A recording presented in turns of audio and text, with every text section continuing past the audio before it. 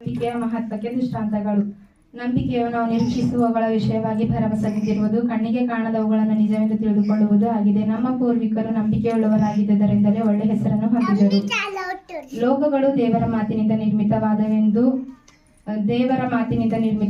ನಂಬಿಕೆಯಿಂದಲೇ ನಾವು ತಿಳ್ಕೊಂಡು, ಕಾಣಿಸುವ ಈ ಜಗತ್ತು ದೃಶ್ಯವಸ್ತುಗಳಿಂದ ಉಂಟಾಗಲಿಲ್ಲವೆಂದು ಗ್ರಹಿಸುತ್ತೇವೆ. ನಂಬಿಕೆಯಿಂದಲೇ ಹೇಬೇಲನು ಕಾಯಿನನ ಯಜ್ಞಕ್ಕಿಂತ ಶ್ರೇಷ್ಠವಾದ ಯಜ್ಞವನ್ನು ದೇವರಿಗೆ ಸಮರ್ಪಿಸಿದನು.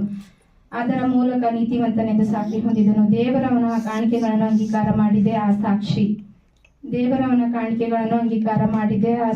ಅವನು ಸತ್ತಿದ್ದರೂ ಅವನ ನಂಬಿಕೆಯ ಮೂಲಕ ಇನ್ನೂ ಮಾತಾಡುತ್ತಾನೆ. ಹನೋಕನು ಮರಣವನ್ನು ಅನುಭವಿಸದೆ ಒಯ್ಯಲ್ಪಟ್ಟದ್ದು ನಂಬಿಕೆಯಿಂದಲೇ. ಅವನನ್ನು ದೇವರು ತೆಗೆದುಕೊಂಡು ಹೋದದರಿಂದ ಅವನು ಯಾರಿಗೂ ಸಿಕ್ಕಲಿಲ್ಲ. ಅವನು ಒಯ್ಯಲ್ಪಡುವುದಕ್ಕಿಂತ ಮೊದಲು ದೇವರಿಗೆ ಮೆಚ್ಚುಗೆಯಾದವನಾಗಿದ್ದನೆಂದು ಸಾಕ್ಷಿ ಉಂಟು. ಆದರೆ ನಂಬಿಕೆ ಇಲ್ಲದೆ ದೇವರನ್ನು ಮೆಚ್ಚಿಸುವುದು ಅಸಾಧ್ಯ. ದೇವರ ಬಳಿಗೆ ಬರುವವನು ದೇವರು ಇದ್ದಾನೆ ಮತ್ತು ತನ್ನನ್ನು ಹುಡುಕುವವರಿಗೆ ಪ್ರತಿಫಲ ಕೊಡುತ್ತಾನೆ.